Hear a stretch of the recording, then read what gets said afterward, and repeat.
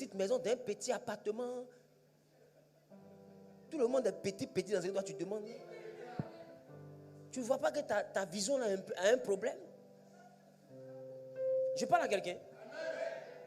Écoute-moi bien. Quand tu quittes ici, va regarder ce qu'on appelle les manoirs. Et puis dis, Seigneur, c'est cette villa-là que je veux. C'est ce manoir-là, moi, je veux. C'est là-bas que je dois dormir avec mes enfants. Comment ça se fait? C'est pas à ton niveau. Il dit, quand tu crois en Dieu, tout peut arriver. Elle était vierge. Elle dit à Gabriel, je ne connais pas d'homme. Comment cela se fera-t-il? Gabriel parle. Le Saint-Esprit viendra sur toi. Il dit aux hommes, cela est impossible. Mais à Dieu, rien n'est impossible. Ton papa peut être le plus misérable du village. Mais à Dieu, te rendre milliardaire n'est pas impossible. Ta famille peut être la pire famille en sorcellerie. Ils ont doctorat, PhD en malédiction. Mais quand Dieu rentre dans ta vie, la bénédiction n'est pas impossible. Quand Dieu veut faire quelque chose dans ta vie, il ne regarde pas l'environnement dans lequel tu es né. Je dis, il n'est pas un homme. Il n'est pas un homme. Il n'est pas un homme. C'est les hommes qui sont limités par le problème de ta maison. C'est les hommes qui sont limités par mon travail. C'est les hommes qui sont limités par le diplôme. Lui n'est pas un homme. Dis-moi dans quelle école Joseph a été? Joseph a été dans quelle école? Quand tu crois en Dieu, ceux qui sont allés à l'école viennent travailler dans ta société pendant que tu n'as pas leur diplôme. Joseph a été dans quelle école? Il était assis dans la maison de son père. C'est ses frères qui travaillaient. Lui, il ne travaillait pas. Il allait voir ce qu'il faisait pour aller raconter à papa. C'est dans son appel, on l'a vendu. Il a fréquenté où? Mais Dieu l'a rendu gouverneur de la première puissance mondiale. Ce qui est impossible à un homme est possible à Dieu parce que Dieu n'est pas un homme. Il n'est pas un homme. Si t'ont retiré les trompes que lui dit, tu vas enfanter. N'écoute pas le médecin. Le médecin est un homme. Mais celui qui te dit tu vas enfanter là, il n'est pas un homme. Non. Donc si lui te dit quelque chose, il ne faut pas aller demander aux hommes si c'est vrai. Les hommes ne vont pas comprendre. Parce qu'il n'y a que Dieu qui comprend le langage de Dieu. Et c'est parce que c'est Dieu qui comprend le langage de Dieu qu'il a mis en toi le Saint-Esprit. Parce que la dimension du Saint-Esprit, c'est Dieu en toi qui va entendre ce que Dieu va te dire. Et le Saint-Esprit va t'envoyer à comprendre ce que Dieu te dit. Parce que sans le Saint-Esprit, tu ne peux pas comprendre. Tu ne peux pas comprendre ses promesses. La Bible, ses promesses sont oui et amen. Si lui te dit, je vais faire quelque chose pour toi, il faut dire oui. Quand il finit, il dit, tu as compris, tu dis amen. C'est tout ce que lui t'a demandé. Le reste là, ce que lui, sa bouche a dit. Ce que lui, sa bouche a dit, c'est sa main qui l'accomplit. Ce n'est pas la main de ton frère. Ce n'est pas la main de ta soeur. Ce n'est pas la main de tes amis. Ce n'est pas la main de tes oncles. Ce n'est pas la main de tes relations. Ce que lui, sa bouche a dit, c'est lui-même sa main qui l'accomplit. Afin que nul ne se glorifie devant lui.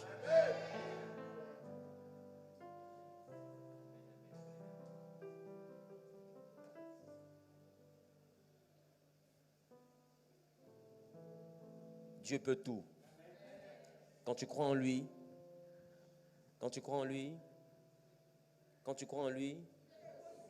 c'est pas ce que j'ai dit.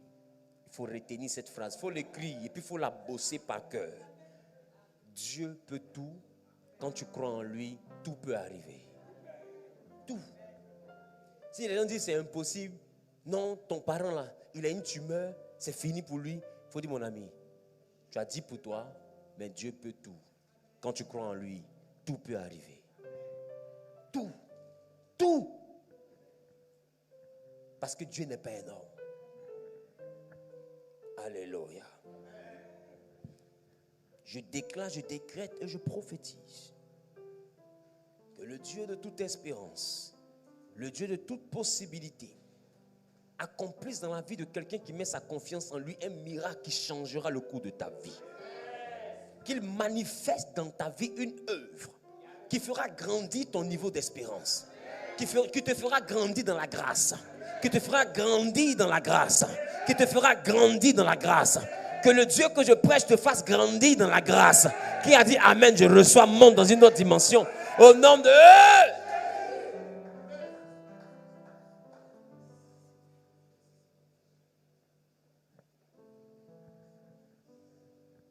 L'homme est le propriétaire de tout, à condition qu'il adore Dieu. À condition que Dieu soit en haut et que lui, il accepte d'être en bas. Et un jour, l'homme a regardé et dit, non, je suis fatigué d'être en bas. Je vais me retrouver au même niveau que lui. Les problèmes. Dis avec moi, les problèmes. Je suis venu dire à quelqu'un, prospérer, c'est possible. C'est possible. Mais pour prospérer, il te faut devenir un adorateur. Pas un adorateur du travail. Qu'est-ce que je me tue à t'expliquer? Pas un adorateur des relations. Où mets-tu ta foi? C'est important dans ce que Dieu veut faire. C'est important. Parce que si tu mets ta foi dans ton carnet d'adresse, si Dieu fait, tu vas dire que c'est eux qui ont fait. C'est parce que j'ai appelé telle personne que ça s'est produit. Où tu mets ta foi est important dans ce qui va se passer. Est-ce que je parle à quelqu'un? Où? Regarde ton voisin, le lieu où tu mets ta foi est important dans le miracle. Dieu tient compte de ce lieu-là.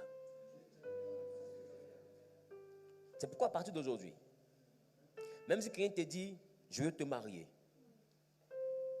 ne retiens pas ce qu'il a dit. Prends tout ce que les hommes te disent désormais comme une promesse de Dieu. C'est ça? Prends tout ce que les hommes te disent désormais comme une promesse de Dieu. Je vais te donner le fonds de commerce. Seigneur, tu m'as dit que tu vas me donner le fonds de commerce. Parce que moi, je ne crois pas en celui-ci. C'est en toi, je crois. Et je sais que s'il a ouvert sa bouche pour parler, c'est parce que toi, tu l'as touché. Alors moi, je ne le regarde pas. Et je ne vais pas passer mon temps à vouloir l'appeler, à vouloir lui écrire. Pendant que lui, il est en train de se promener, moi, je jeûne. Seigneur, souviens-toi de ta promesse. Tu as dit que tu vas me donner. Non, même quand lui, il va faire comme s'il a oublié. Il y a quelqu'un qui a le réveillé. Prends toutes les promesses des êtres humains désormais comme une promesse de Dieu. Moi, j'ai compris ça. Dis avec moi, le pasteur a compris ça. Je prends désormais les promesses des hommes comme les promesses de Dieu. Un homme me dit une chose, Seigneur, ta bouche a dit, ta main va accomplir. Souviens-toi, tu m'as promis. Je parle à quelqu'un. Je parle à quelqu'un. Je parle à quelqu'un. Dis avec moi, Seigneur, tu m'as promis. Alors accomplis. Et si cette chose est en harmonie avec sa volonté, il la fera sans que tu aies besoin de poursuivre celui qui a ouvert sa bouche pour parler. Votre problème, c'est que dès que quelqu'un vous dit une chose, c'est en la personne que vous déposez votre foi. Est-ce que je parle à quelqu'un? Dis avec moi, où mets-tu ta foi? C'est important pour ce que Dieu veut faire dans ta vie. Amen. Tu veux devenir un grand homme? Apprends à manipuler la foi. Tu sais, un homme, un être humain ne manque jamais de foi. Je l'ai dit tout à l'heure. Ne manque jamais de foi. Mais, pour ceux qui écrivent, un être humain ne manque jamais de foi. Mais ce que nous appelons la foi dans le milieu chrétien, c'est le pourcentage de son espérance qu'il place en Dieu.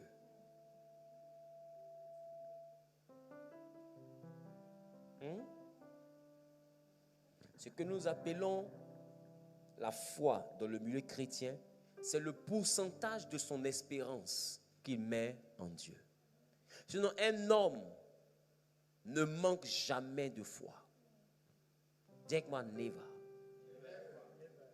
Ma question, qui fait du commerce ici? Dieu vous bénisse. Quand tu achètes la marchandise et que tu enlèves de ton argent pour acheter peut-être la marchandise à 20 € et tu espères la revendre à 40 € ou à 50 €. C'est ça, non? C'est ça qu'on appelle le commerce. C'est ça, non? Tu as ta marge bénéficiaire là-dessus. Et puis, ça te permet de faire tourner ta structure et puis de t'enrichir. C'est ça? Ma question. Quand tu enlèves tes 2000 € pour payer la marchandise, qui te garantit que les gens vont venir payer?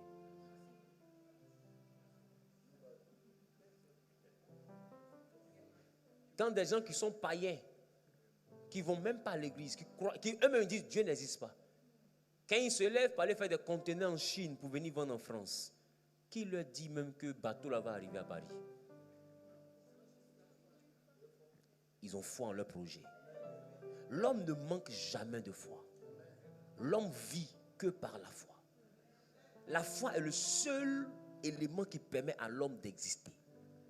L'homme vit d'espérance. Mais tous les hommes ne placent pas leur foi en Dieu. Sinon, aucun homme ne vit sans foi.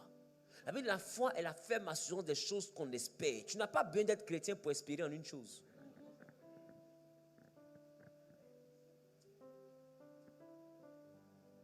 C'est la foi en Dieu qui dépend de la parole de Dieu. Voilà pourquoi la Bible, la foi vient des choses qu'on entend, et ce qu'on entend vient de la parole de Dieu. Non, la foi en Dieu vient de la bouche de Dieu. Sinon, un homme peut croire en tout.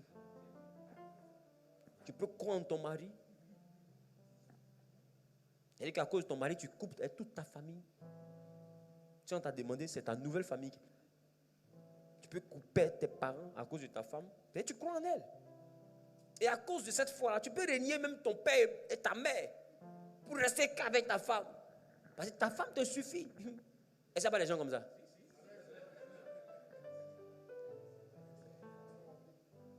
Donc, chrétien comme païen, tout le monde vit par la foi. Tu ouvres une entreprise, tu fais les papiers et tu commences à postuler aux appels d'offres. Qui te garantit que tu auras des marchés? Et tu oses prendre les parents des gens qui sont allés à l'école. Et puis tu leur dis, je vais te payer 2000 €, l'autre tu vas te payer 5000 €, l'autre tu vas te payer 3000 € à la fin du mois. Qui te dit que tu pourras les payer?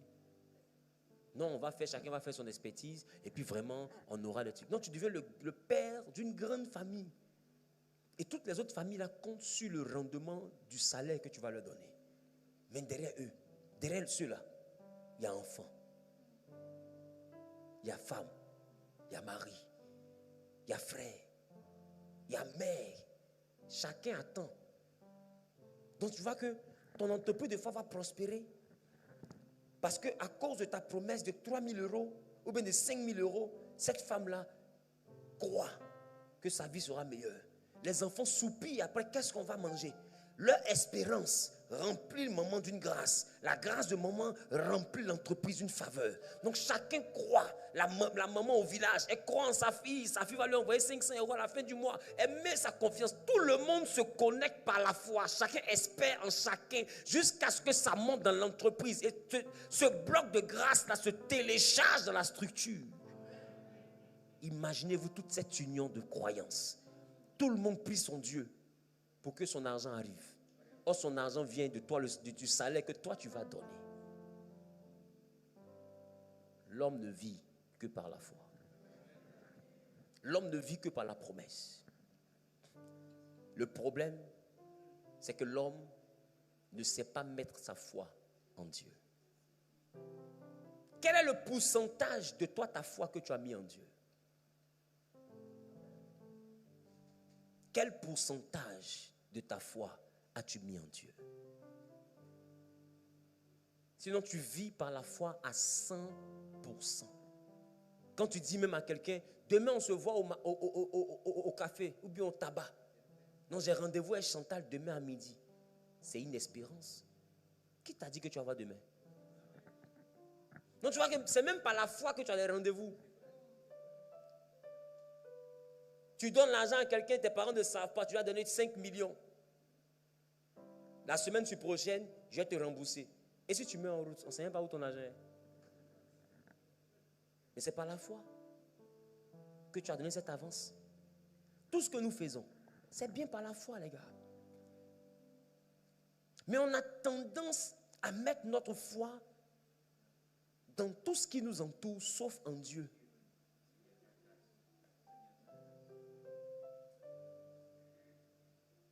Or, s'il y a quelqu'un qui nous a démontré son existence et sa capacité à nous sortir des problèmes, c'est bel et bien Dieu.